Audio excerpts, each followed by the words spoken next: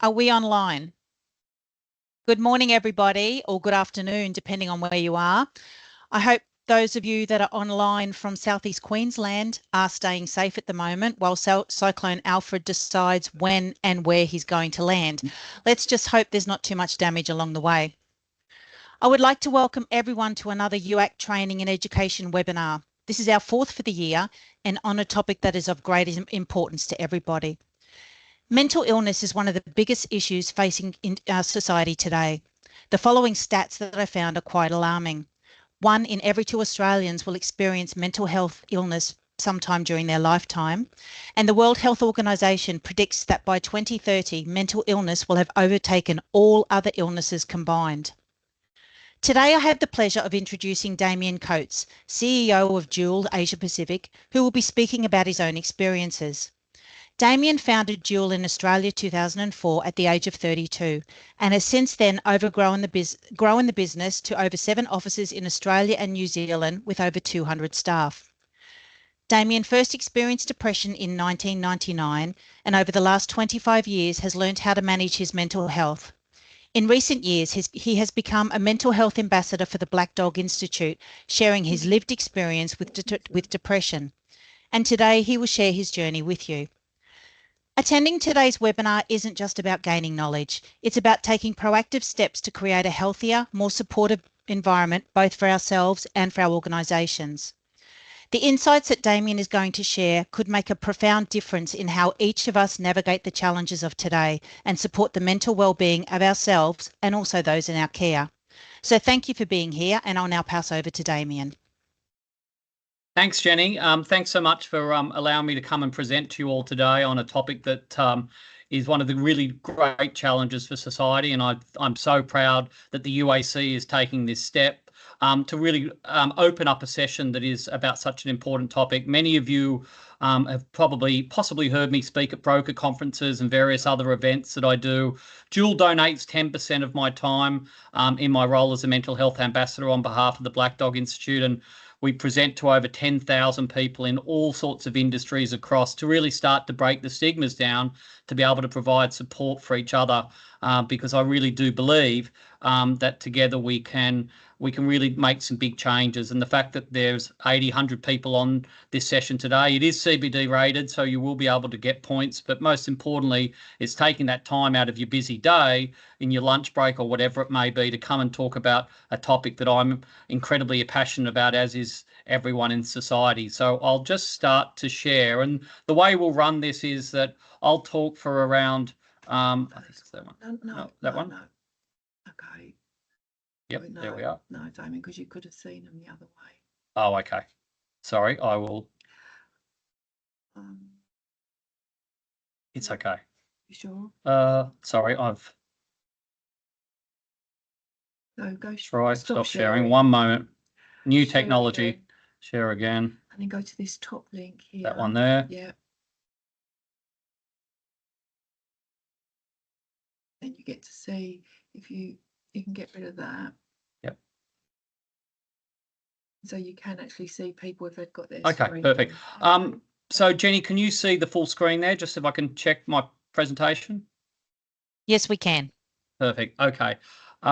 So I'll just get rid of that. My first slide. So first of all, I'd like to acknowledge the traditional custodians on the land where we are meeting today, the Gadigal people of the Eora Nation, and I want to recognise their continuing connection to land, sea and community, and to pay my respects to elders past, present and emerging.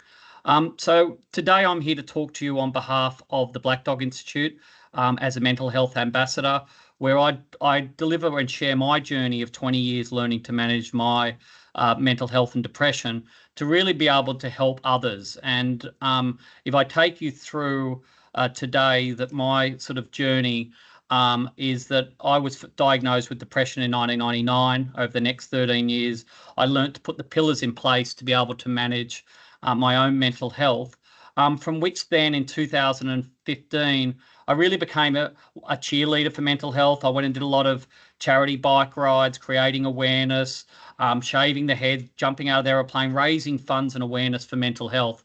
And then it wasn't until 2019 when Professor Helen Christensen, the lead professor of the Black Dog Institute, came to me and said, Damien, we've got one more thing we'd like you to do. And I'd say, Helen, what more? I've ridden from Adelaide to Darwin, Perth to Broome.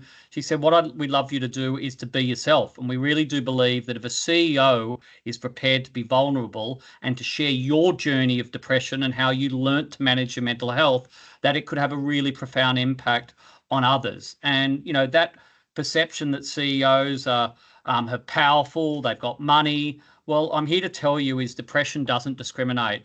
And so when I sat down with Helen and said, okay, I've sat down with my kids and with my friends and family to talk about whether I was prepared to be vulnerable to share my own journey, my darkest moments, I really wanted to understand again how big an issue we're dealing with. And what you'll see on these statistics here is, to me, there is no doubt the two biggest issues that society are facing is climate change and mental health. Climate change, again, will come into the challenge that we'll see in southeast Brisbane this week.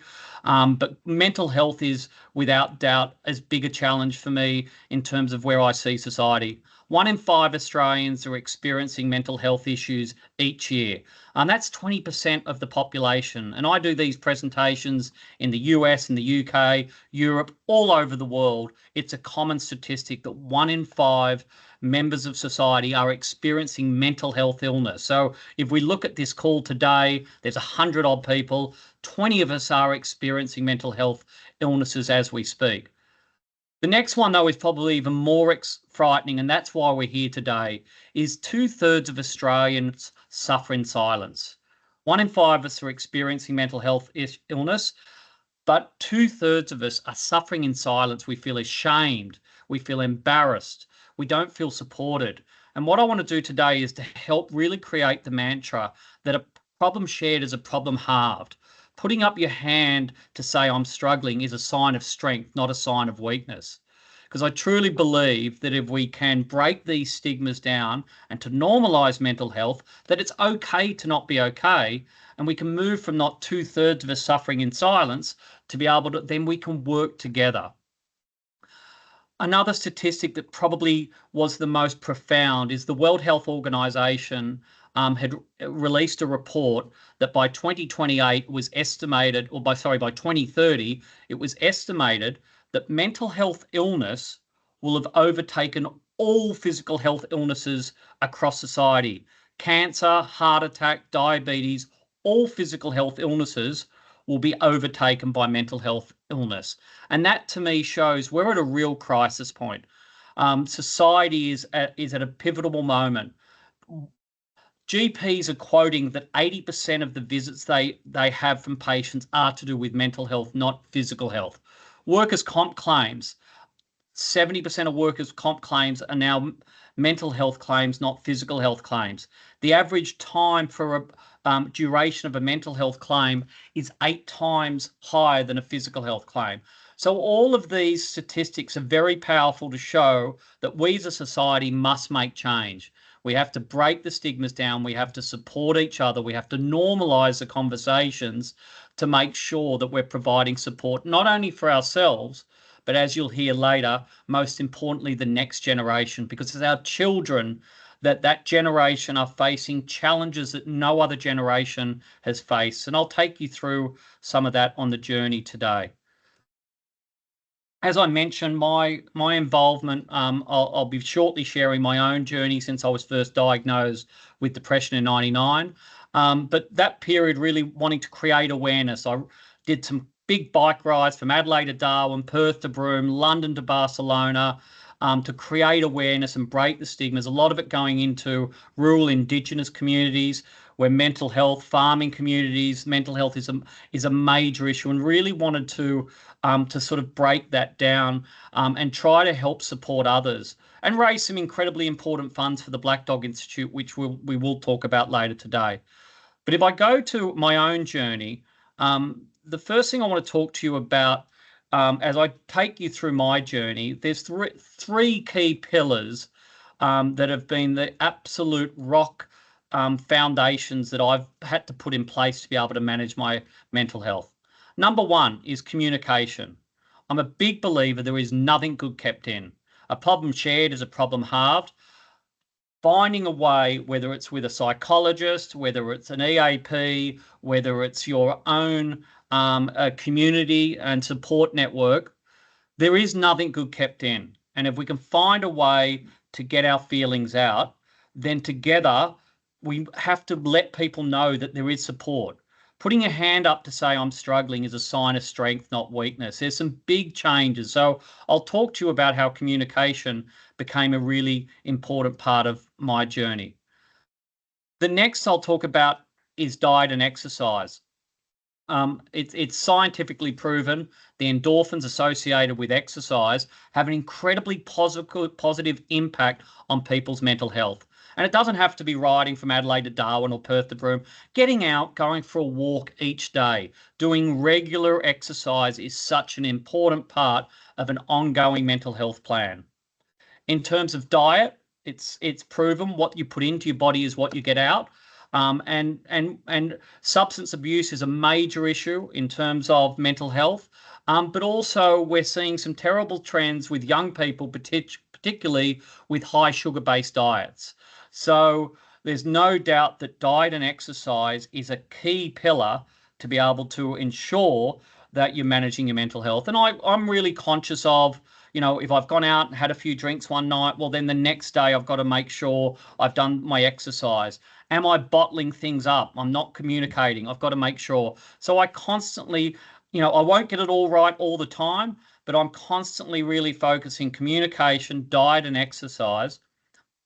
And the third part is that has been incredibly important for me with my journey, and it's not for everyone, is medication has become a really key part of my journey. And I would advocate that if you are looking across everything in your own mental health, when you talk with your GP and a psychologist, there's no doubt communication will be a big part, as will diet and exercise, but medication can also be an incredibly important tool to an overall mental health framework.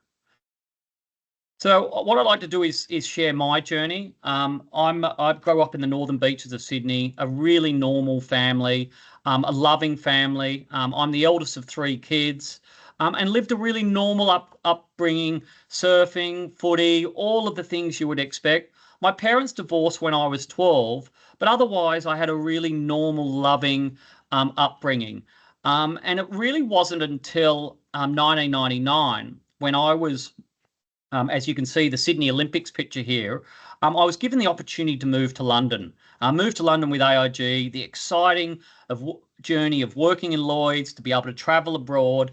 It's something I worked so hard for. All of my uni degrees and everything was focused towards getting this pinnacle. And here I was, 8 weeks before I was due to fly to London. I woke up at my mum's one morning and I was crying uncontrollably. I couldn't leave the bedroom. I couldn't exercise. I couldn't eat. I was a shadow of myself. And my mum, she didn't understand. She came from that generation. She didn't know what to do. And like she was trying to grapple with it and say, Damien always wanted to travel abroad. And here he is. It's the pinnacle of where he wanted to be. Yet he's a shadow of himself. And so my mum didn't really know what to do. And she took me to a GP, and a GP referred me onto a psychologist. And over the next 2 months, I was able to unpack and face some things in my youth that I'd never fully processed. And really what they were able to help me understand is that during the period of my parents' breakdown, I'd taken on a role as the protector in our family to protect my 2 younger brothers from the conflict that was going on with my mother and father. And I really was there as the fixer, the protector, the glue that helped keep the family together. And that carried on in my 20s as my brothers were done with DUI and other things that happened in life. And I carried on this role as the glue or the protector. And what I was experiencing as I was just about to move to London was a fear of abandonment. How could I be so selfish to go to the other side of the world where my family needs me? And it was this haze that was over that was having a debilitating effect on me that through the psychologist, she was able to get me to process and look through and recognize that there was emotions I hadn't processed and really be able to look and go, if I go overseas and if something happened, I'll come home. And it was really with that I was able to, the first experience with communication, to be able to process this haze that was over me, for be able to look and rationalise.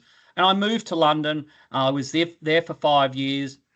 Unfortunately, within 18 months, I did learn that I am in the 50% of people that will have a long-term mental health chemical imbalance to manage. Most people with mental health, 50% of people will have had a mental health episode associated with a traumatic event, the loss of a partner or a parent, or a major traumatic event. But then 50% of us will have a longer term chemical imbalance, that mental health is something that I'll have to manage. And as I was over in the UK, depression had come back. I realised that, I'd processed the issues of my path, but I actually had some more fundamental, and I was going to have to put in place the pillars of a mental health plan, not just to deal with a traumatic event, but actually help me manage through the rest of my life.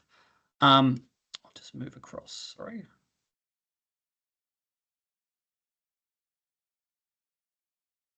So with that, I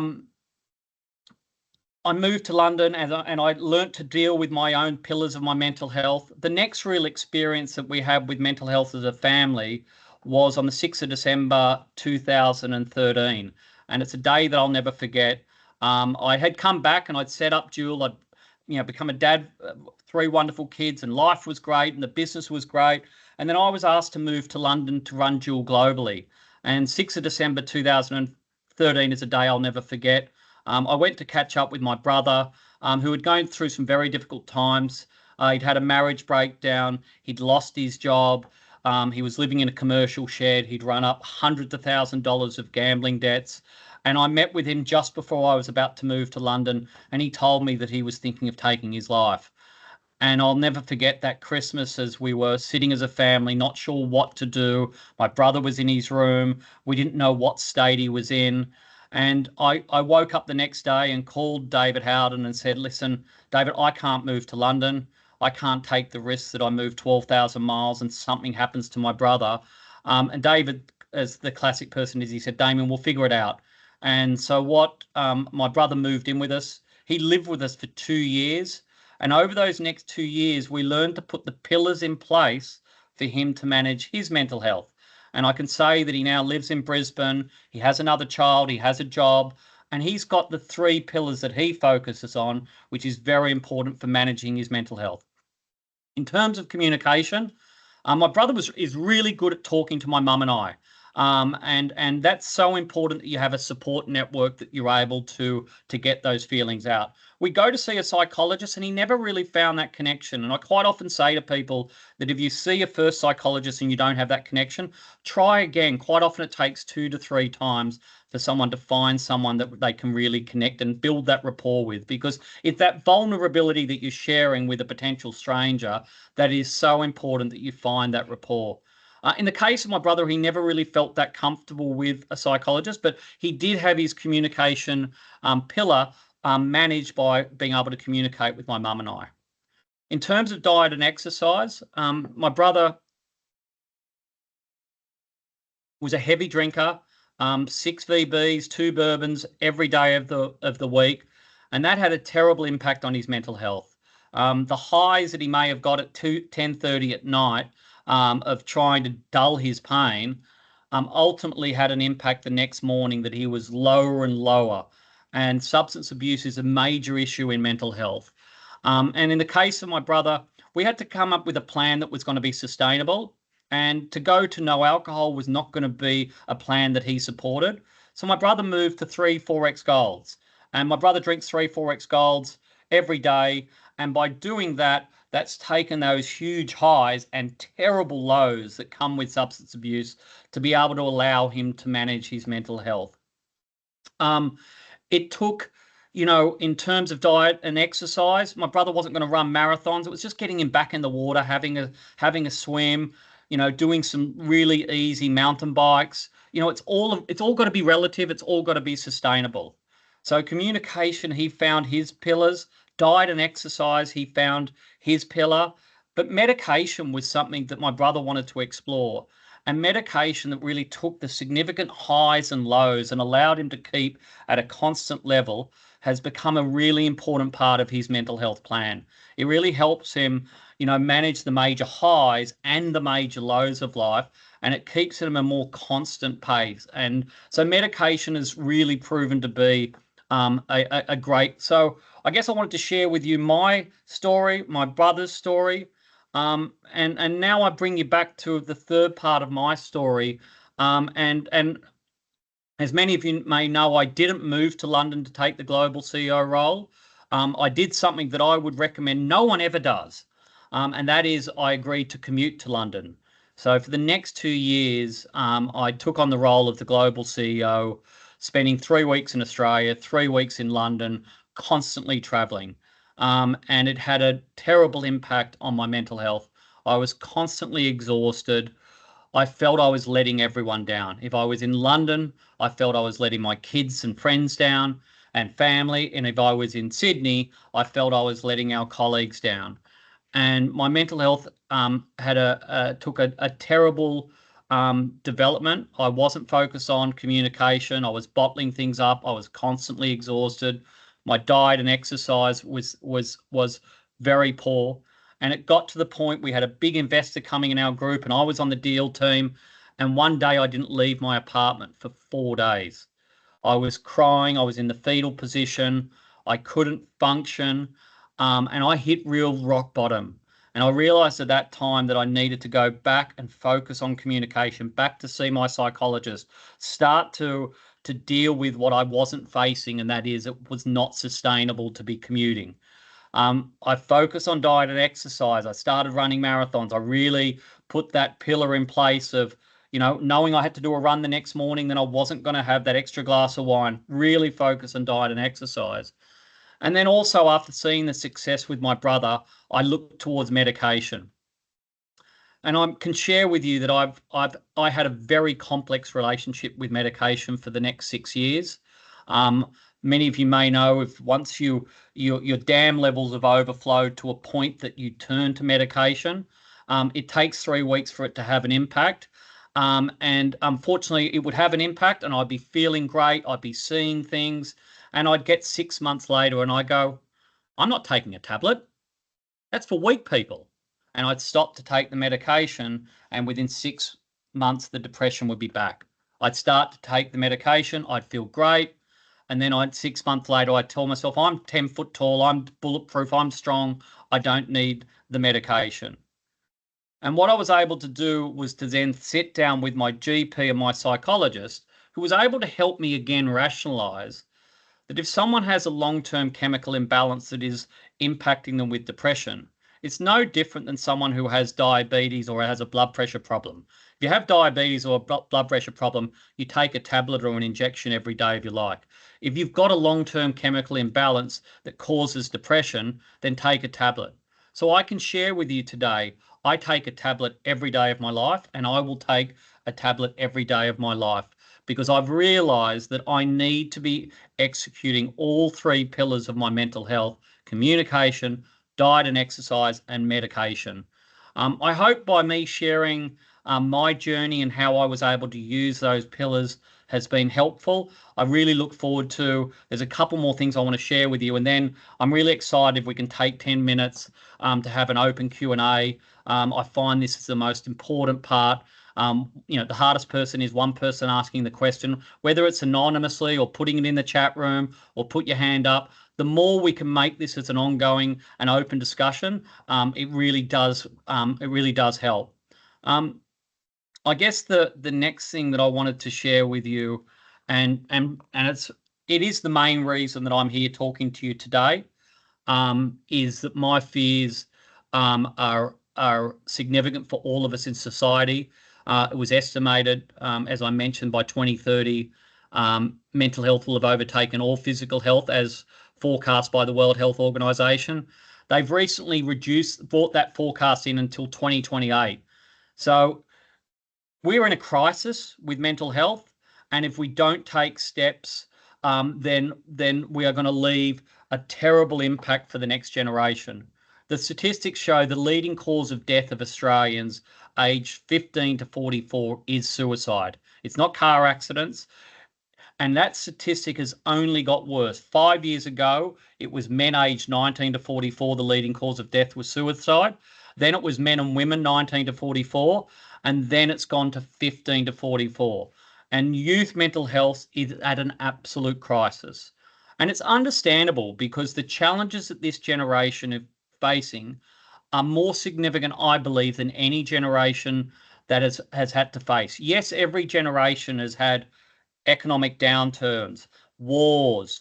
The challenges are there for every generation.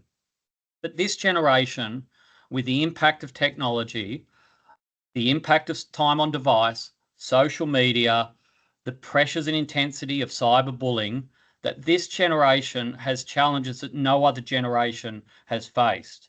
And I can share with you these statistics here are incredibly frightening.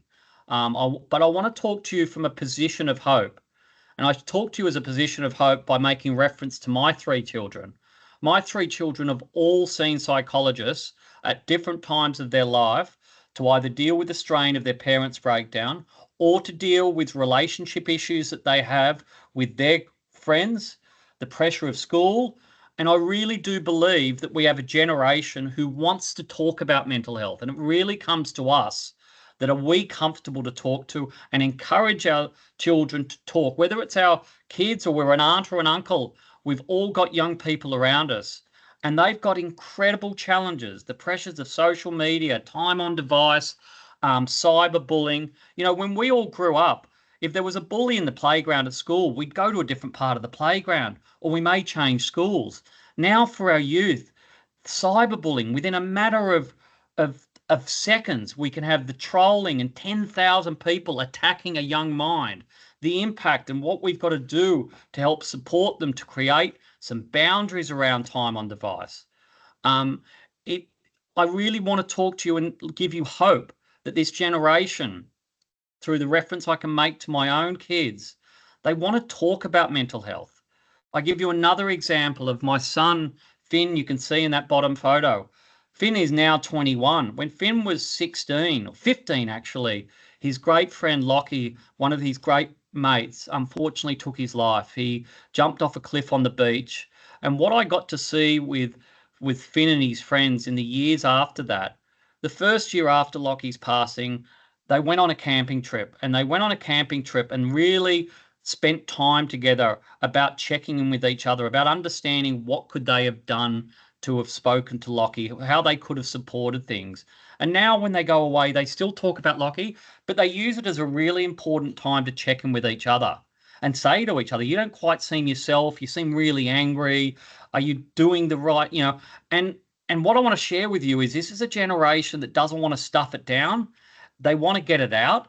And it's so important that if they share things with us, that we are feeling equipped that we can provide guidance and support, not go and clean up your bedroom or put the garbage out. If your kids want to talk or your niece and nephew, it's how you respond. Because I'm a really big believer, if someone puts their hand up, whether it's at work and someone comes to you, you should be incredibly privileged, because if that person has taken that incredibly scary step to say, I'm not doing well, and they've chosen you as the person that they're going to have that conversation with, you should be incredibly proud. But what you have to recognize is how you react to that is going to be so important.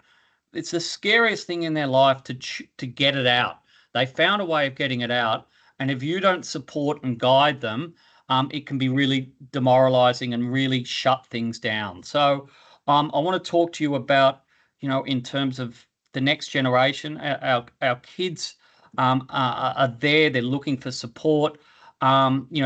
The Black Dog Institute, I'll make a quick mention here because we will be asking any company who might want to make a donation to the Black Dog Institute as part of this presentation. The Black Dog Institute is the world's leading mental health organisation focused on research. I looked at a lot of charities to partner with, and a lot of great charities are there at the crisis support, Beyond Blue, Lifeline.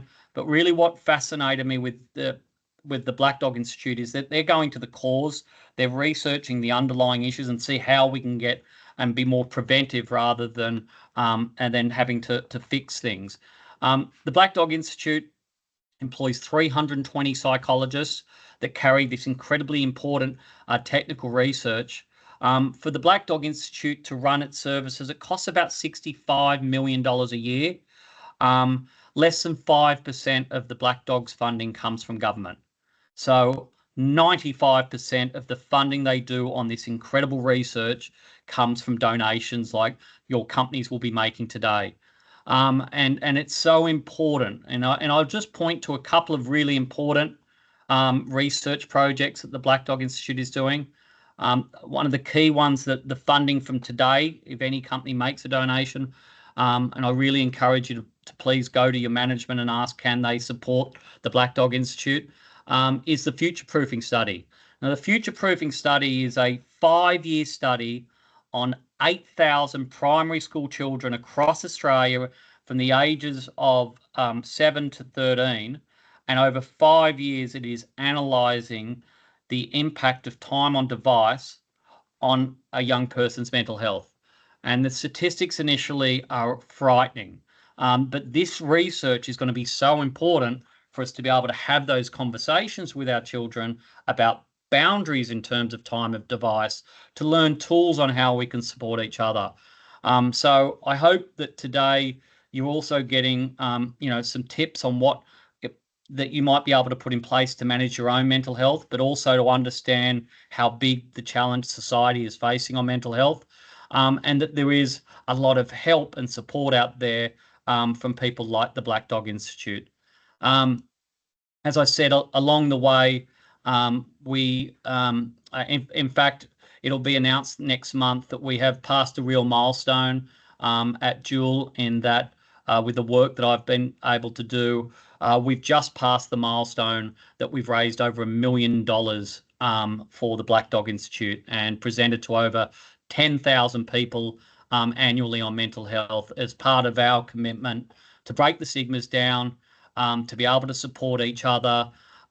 For many of you on this call, for your company, if your company would like me to come and present, I present at many broker conferences, a lot of the Black Dog's partners, a lot of insurers. Allianz have had me recently present to all of their staff. So any other underwriting agencies, we're all members of the UAC. We're all here to support each other.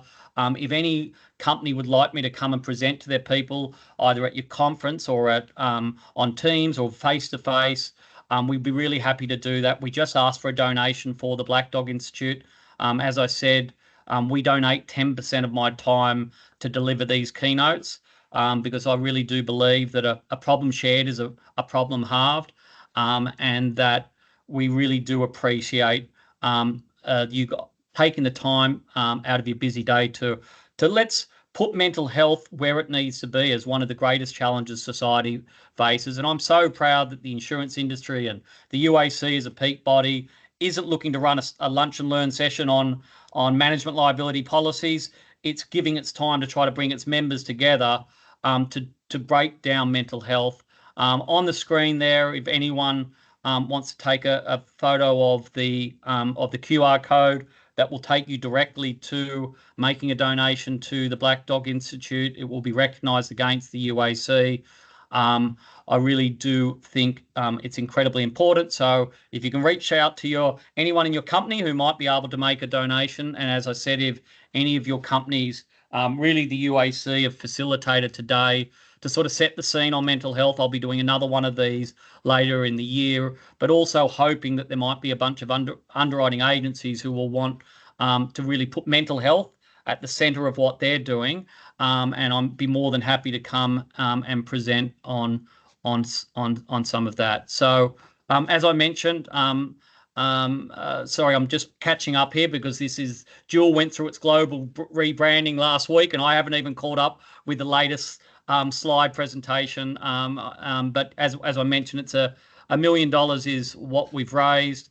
And really some final things that actually I want to share with everyone is some real practical tools here. Quite often I'm asked by people going, Damien, that's, how do we put this into practice? And really what I've got here is the mental health toolkit. I'm a bloke, so I like to keep it nice and simple. I understand the traffic light system.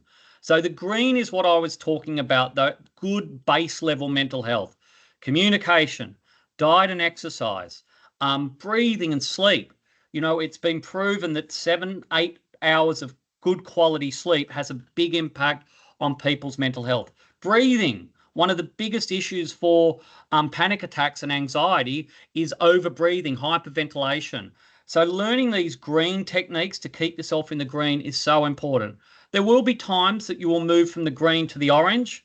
30th of June, a relationship conflict with someone in your family. There's going to be times that we all move from the green to the orange. Burnt the candle at two ends too much. It's okay to move from the green to the orange. It's recognizing that I'm in the orange and what are the steps I'm going to take to move back from the orange to the green. And here there's a huge amount of support. Most companies will have an EAP program that is there to provide support for their staff members. Mental health first aid officers. The government, under the new health and safety laws, companies have an obligation to demonstrate that they have as much resources committed to physical health as they do as mental health. So any company that hasn't got as many mental health first aid officers as physical first aid officers will actually be in breach of the health and safety laws. And we're happy through the UAC to share some really good mental health first aid training providers that we know and recommend along with EAPs. But then the government does some really good things with the Medicare mental health plan. Most of you will be aware that if someone's struggling, you can go see a GP. Pre-COVID, you were able to get a referral to up to 6 sessions. It's now you're able to get a referral to 5 sessions to see a psychologist. So the government is doing help to provide support. And also in addition to that, there's a lot of online tools. The Black Dog Institute are really big advocates of blended care. It's recognising that we've got a massive supply and demand issue in terms of mental health care. There's 37,000 qualified psychologists, 6,000 qualified psychiatrists. That's 43,000 mental health practitioners to service 1 in 5 Australian. That's 25 million Australians. So there is some, and I'm sorry, it's the worst thing for people who are experiencing mental health issues. There are 6 months waits. But what the Black Dog Institute has introduced is blended care. So where in between sessions, you're able to use some online tools that provide a lot of help. So have a look at that, what's there in the orange. And there will, of course, always be times that people will move to the red. The most important is to recognise that between Lifeline, Beyond Blue, the suicide callback services, there is always a time to be able to put your hand up and we can get people from the red to the green. Take the clinical intervention, look at all of the opportunities. So hopefully this toolkit is a really practical way of considering all of the opportunities are there.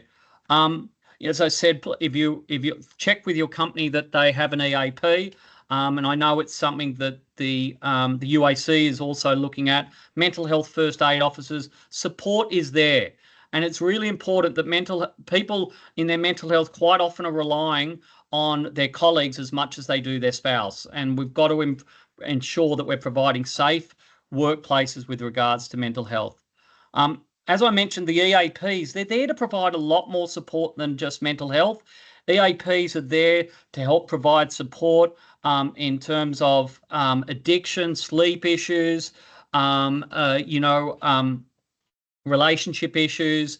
They are there for gambling. There's so much support that they're there to domestic abuse issues.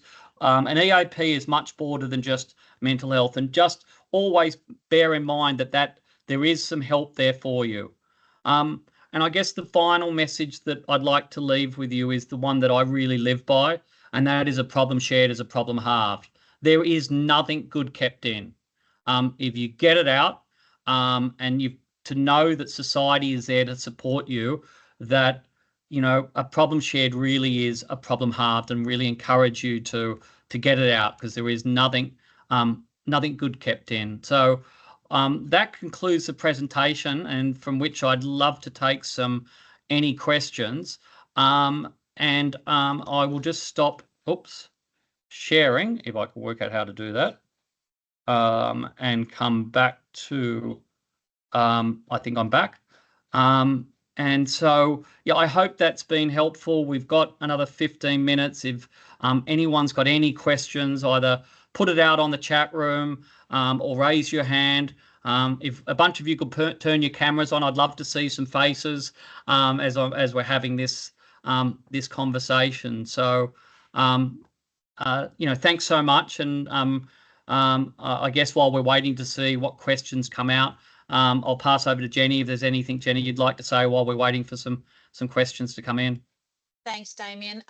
So first of all, we do have a comment from Leah. She made a comment in the chat room. It took 3 attempts to find the right person to help her so she could talk freely. And I think that correlates definitely with what you were saying with how it didn't work for your brother. And that's lovely that that she's been open and honest to say that. So I'm sure you've got something that you can add to that experience from your family side as well. No, and it's something that and congratulations, Leah, to having the strength of persisting. I see it as in so many times when I'm having these presentations with people that they meet that first person, they feel intimidated, they don't feel a connection. And even once you find a connection, it quite often will take, 2 to 3 sessions for them to help you unpeel that onion, right? You've chosen to stuff stuff down for a long time, and it really takes time.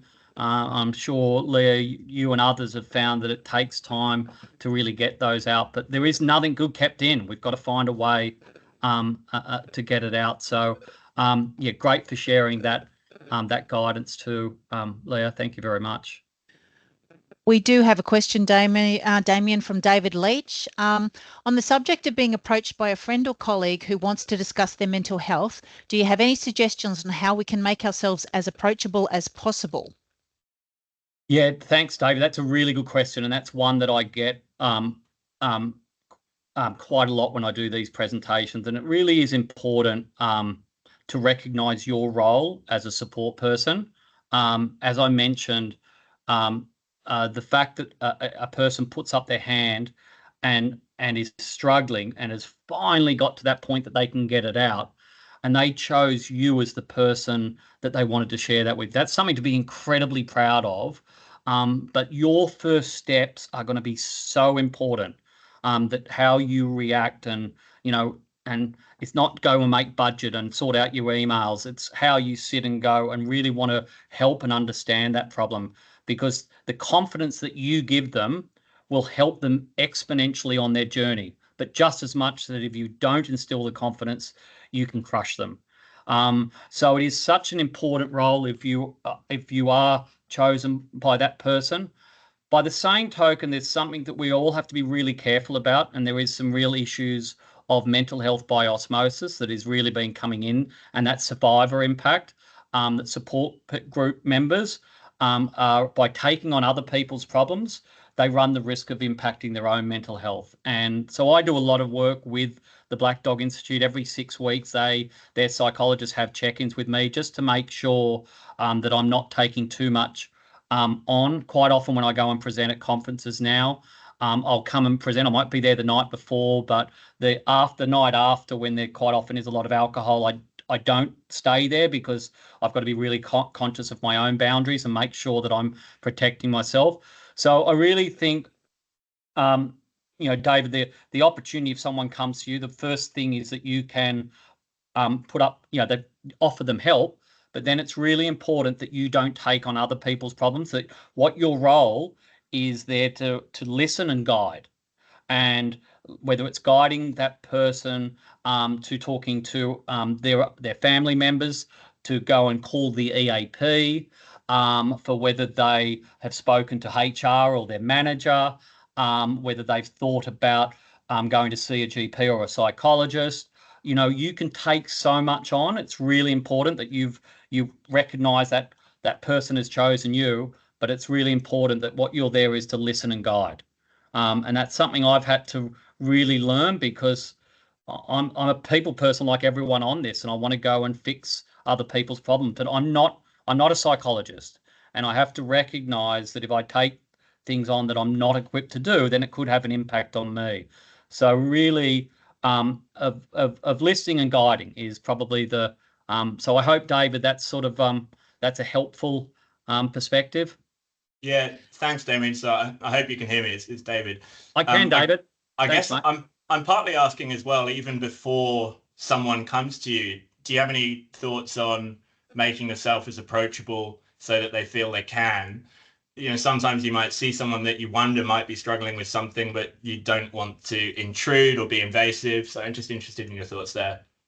Yeah, no, sorry, David, that's a great question as well. And I really do, I think, that's a great question. It's one that I get asked a lot, is that how do you take steps if you can see someone that's close to you in your support network, whether it's a family, a friend, or a colleague, and you can feel that they're struggling. And I really feel the most important thing I've learned is the number one thing is to show you care. Okay. It is, as someone who was in really dark spots for many years, I always knew if anyone checked in on me and was, hey, Damien, you don't seem yourself. Are you okay? Do you want to have a chat? It always had an impact on me. It always in my subconscious had an impact. And so checking in with people is so important.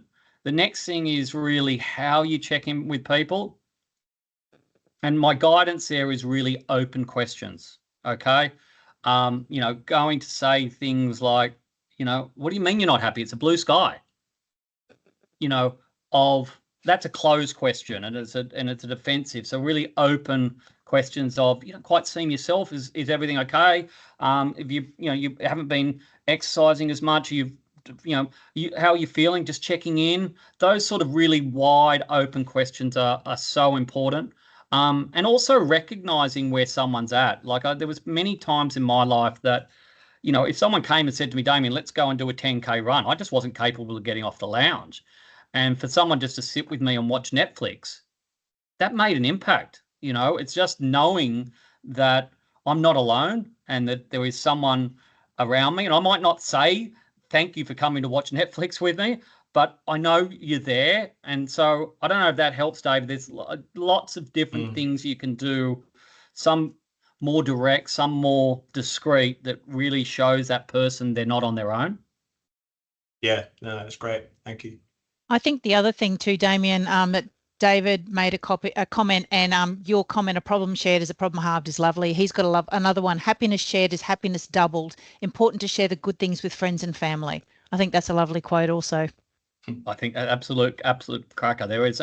And it's about, getting practical tools. Mental health is an incredibly complicated topic. So it's about coming up with practical tools that we can all use every day. And that's why I use communication, diet and exercise, medication. And I can, when I've been burning the candle at both ends, I know, okay, I now need to really focus. So whatever phrases that you can get that really you can connect with is so important, because I do think it's an incredibly complex topic. And if we can keep it simple, then we've got more chance of being able to understand. This has been a great session, 100 people taking time from your lunch. So thank you so much. If there's any other final questions, but we seem to be going really well. Lisa, I think you had a question earlier. Your hand was up. You're on mute. Sorry. We can't hear you.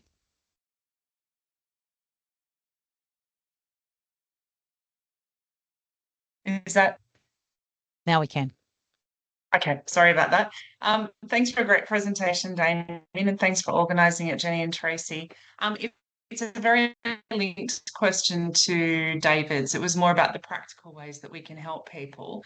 I've had some experience with team members who I've spoken to, and I've shared experiences, and that sort of empowers them to share their own and seek help. But everyone gets so busy and you're so caught up in what you're doing, you may not notice the signs that people are going through something.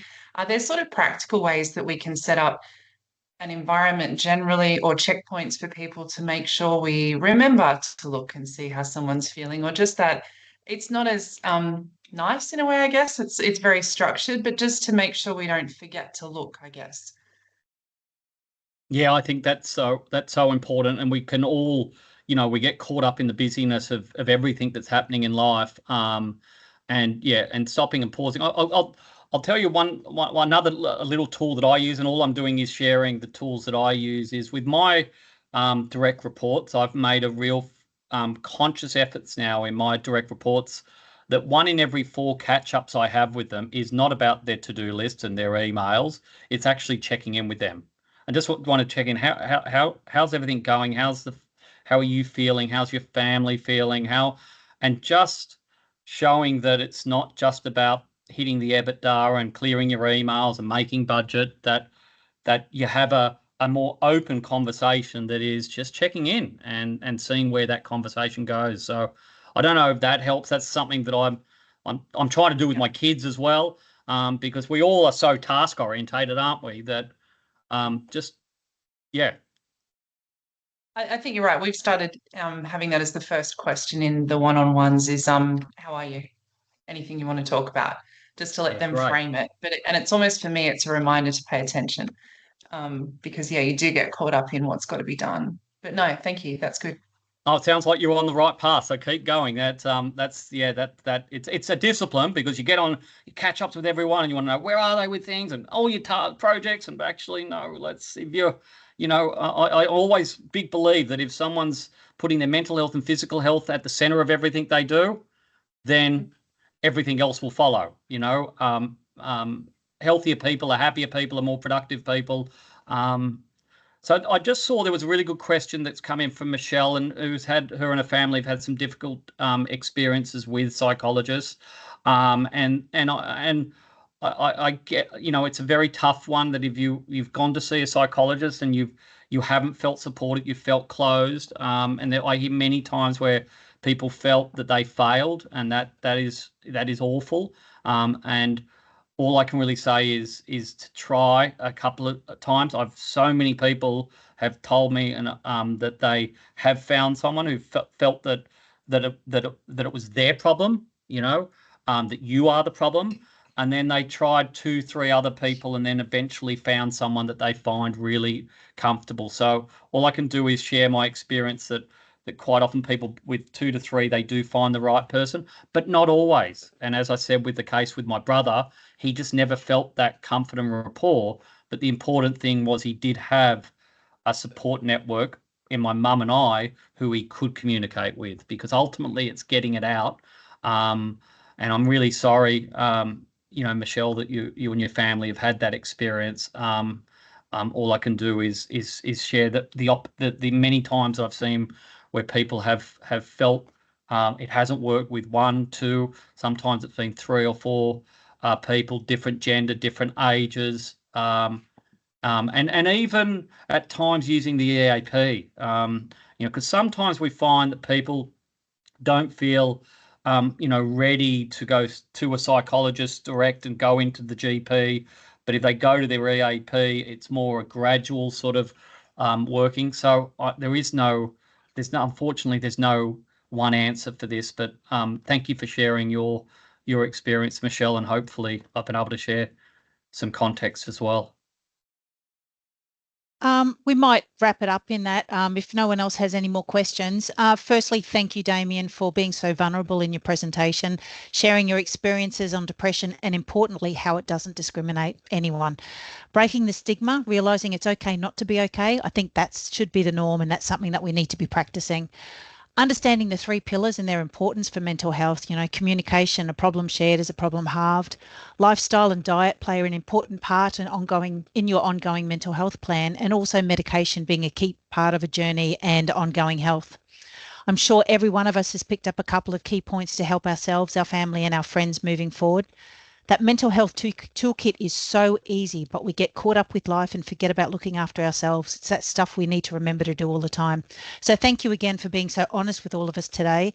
We do appreciate it. We look forward to having you present with us in July again. And if everyone, please remember, if you've got a chance, please take the time to donate some money to the Black Dog Institute. It is an amazing cause and something that Damien and the Dual team are extremely passionate about. So again, thank you for attending, and have a great day and stay safe, Queenslanders. Thanks, everyone. Have a great day. Thank you. Bye-bye.